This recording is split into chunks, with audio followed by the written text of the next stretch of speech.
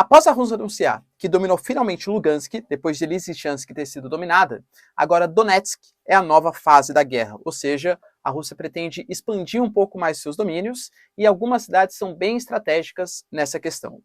Tivemos hoje também o início de uma reunião lá na Suíça, em Lugano, que está definindo o chamado Novo Plano Marshall, um plano de auxílio financeiro, de ajuda financeira para a reconstrução da Ucrânia. Sergei Lavrov, que é o cara da comunicação da Rússia, anuncia que a América Latina, o Caribe também, né, e a América do Sul, estão nos planos para um avanço de novas alianças. Lembrando que a China já conseguiu cooptar alguns membros para sua nova Rota da Seda e também há planos assim muito fortes de ingresso da Venezuela numa aliança mais forte com Rússia e China. Não dá para esquecer também que o Pedro Castillo, conhecido também como presidente do Peru, ele saiu do Partido Peru Livre, um partido marxista-leninista, e está dando uma guinada à direita do seu governo. Além de uma série de escândalos de corrupção e de um desgoverno muito forte, ele está sendo acusado de trairagem por parte do seu partido político. Será um golpe?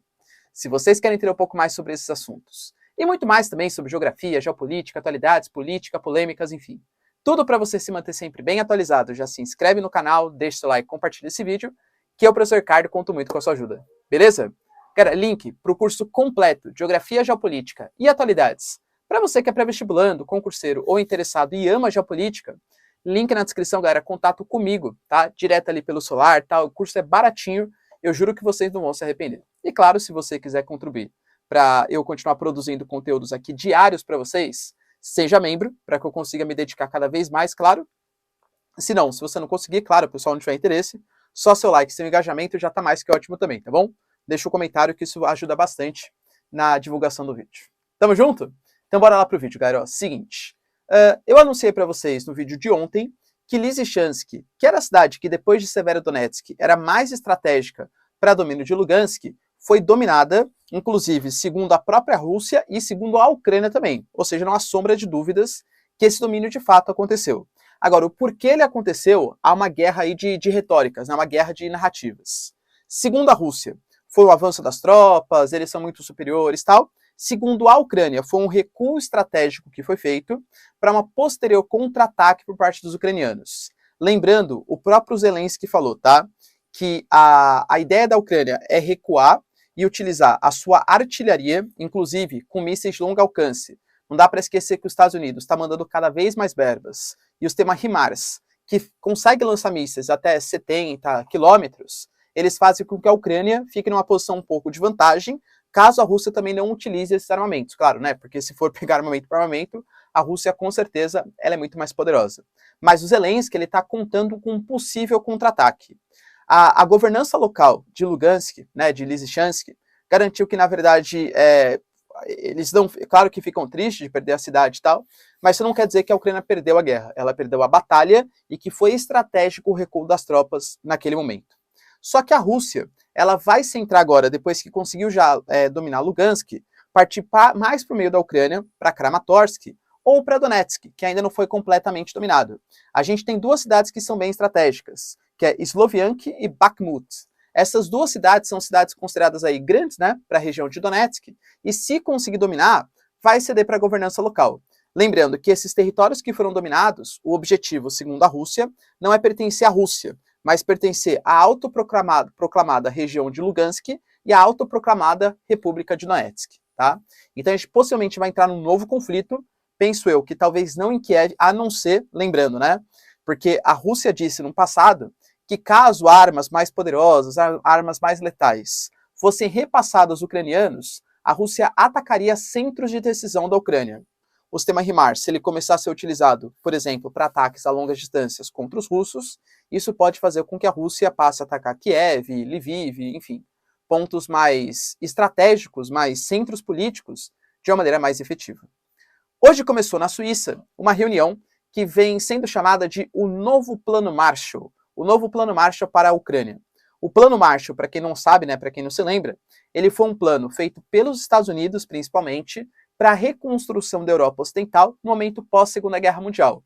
Lembrem-se que era um momento de Guerra Fria. Então, os Estados Unidos, ele dava dinheiro, os países investiam em reconstrução, infraestrutura tal, e eles mantinham uma dependência geopolítica bem importante frente aos Estados Unidos, E mais importante, uma das regrinhas para você receber o Plano Marshall era você não investir em nada bélico. Não podia investir em exército, armas ou coisa que valha. Então você manteve uma dependência super forte da OTAN, que é uma aliança militar liderada pelos Estados Unidos, que reflete num hard power, numa força militar bem fraca hoje, até hoje, né, do leste, do ocidente europeu, tá? Da Europa Ocidental. França, Alemanha Ocidental e por aí vai, tá? Esse novo Plano Marshall, ele promete reconstruir a Ucrânia. Para vocês terem noção do tamanho das perdas que já foram geradas só nessa guerra, segundo, de novo, né, o sistema de economia da Ucrânia, são só de edifícios e estruturas 104 bilhões de dólares, e só na economia a Ucrânia já perdeu 600 bilhões de dólares, tá? O Banco Europeu, ele prometeu que ele vai mandar 100 bilhões de euros, vale mais do que dólar, né? E também que o Reino Unido vai convocar uma nova reunião para angariar mais verbas para a Ucrânia. O que está acontecendo, pensa, não é assim, parece um leilão, né? Ah, olha, cheque aqui e tal.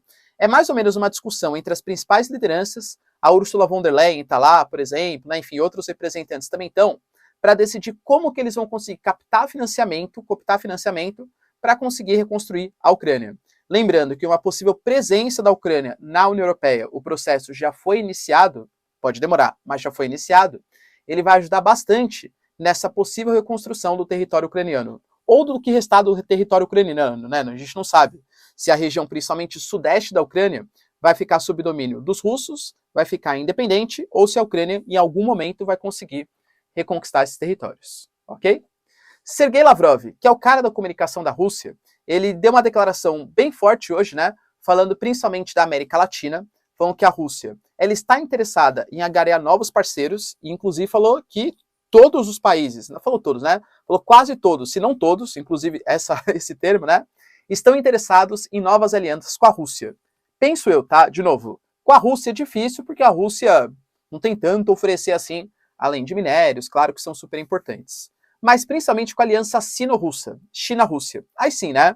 A China faz parte da nova Rota da Seda, a China está interessada em aumentar os participantes dos BRICS para aumentar a sua área de influência, fazer uma rivalidade ali com o G7. E claro, independente da direita e esquerda, né?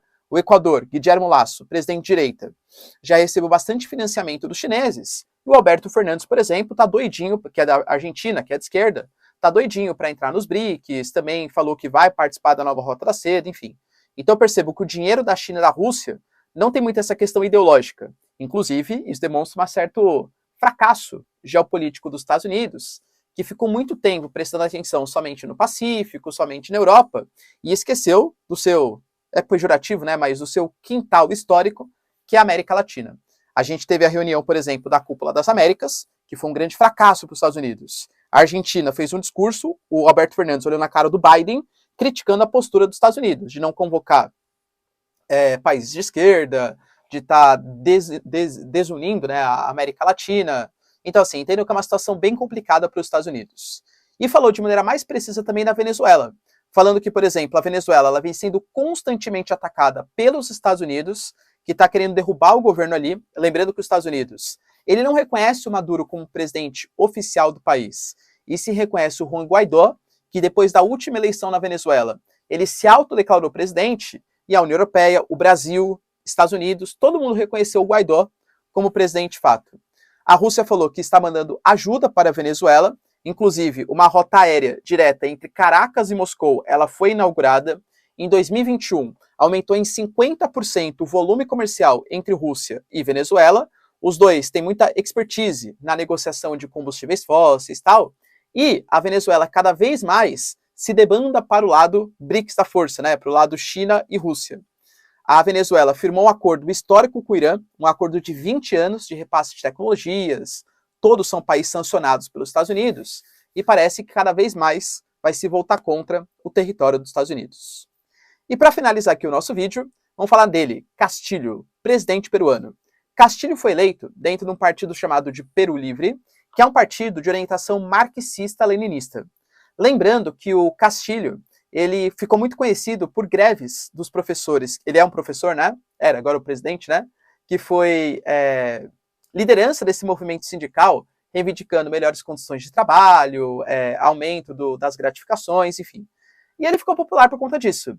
Ele foi eleito numa eleição polêmica contra Keiko Fujimori, que era filha do Alberto Fujimori, ex-ditador, um cara de bastante direita, né, bem direita aí. E a Keiko Fujimori também.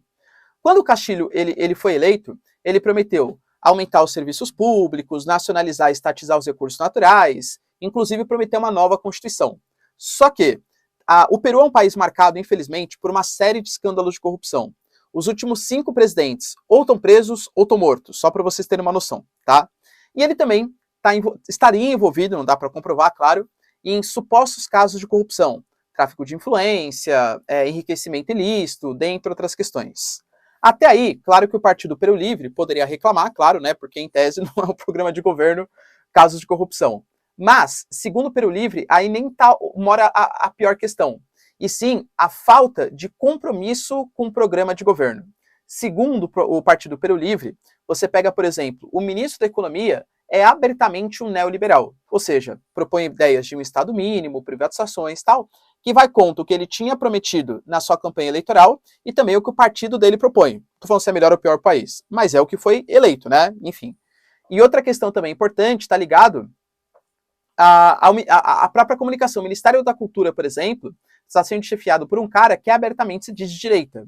Então, o Partido Peru Livre pediu a dissociação, inclusive hoje o Castilho não faz mais parte desse partido, que hoje é a oposição no parlamento peruano. Então o Castilho, ele não tem apoio da galera de direita que votou nele, tá? E cada vez menos tem apoio da galera de direita que não votou nele, e cada vez menos tem apoio da galera de esquerda, que vê o cara como um traíra, um cara que não está cumprindo as suas bases programáticas. Segundo a esquerda peruana, isso está sendo considerado um golpe, porque ele está governando de uma maneira que não foi prometido durante a campanha eleitoral. É que nem se, por exemplo, o Bolsonaro é eleito e ele estatiza os meios de produção.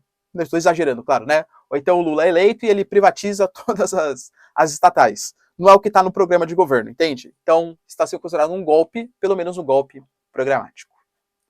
Beleza, pessoal? Deu para entender os principais acontecimentos? Se vocês curtiram, então, já deixa seu like, se inscreve no canal. Tamo junto, beijos, abraços e tchau, tchau.